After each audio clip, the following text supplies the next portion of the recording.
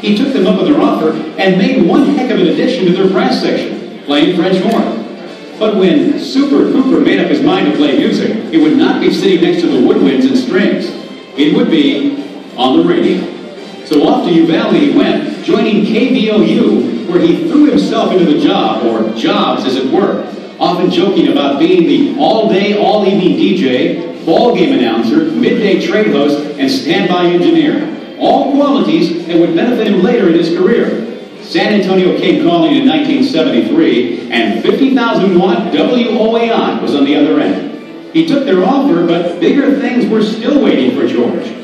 He made stops in Dallas at WFAA and K-Box, KULF in Houston, and even beyond the borders of the Lone Star State, in Memphis at WMC, Cincinnati at WLW, in Salt Lake City at Call, and wins in Miami twice. They found they couldn't live without him, and George agreed. George finally came home for good in 1982, and was the top jock and program director at KONO, and then worked his remaining days at KPOZ. But even after leaving in 1997, Super Cooper's unmistakable voice and personality were put into service as a voiceover artist. Now, many in Texas know the names Skinny Don Green, Don Calzer, Howard Edwards.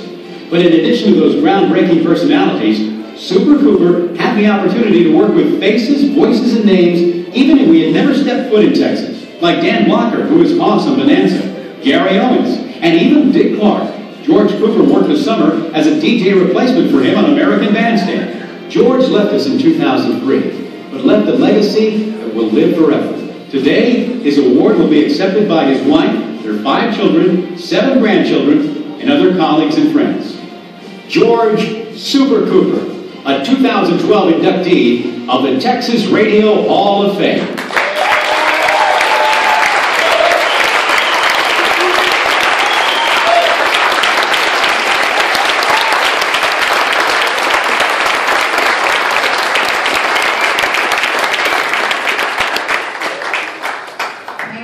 I think I can do this.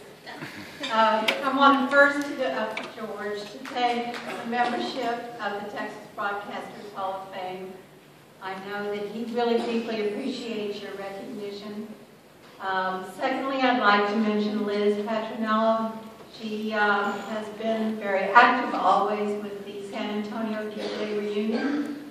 And she and George and Don Green, George Basin, our good friend, worked very hard initially, and it has grown since, and Liz has continued her work. So I want to make sure she was mentioned because she really encouraged me to get this done for George. But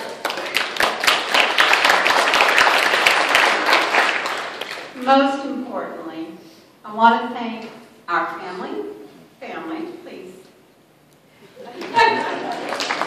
and our good friends, the Basins, the Grahams, and Cliff Hunter, and many of you in this room who I knew worked with George. I may not have known you, but I want to thank you. I know he would be deeply appreciative of this honor. Thank you.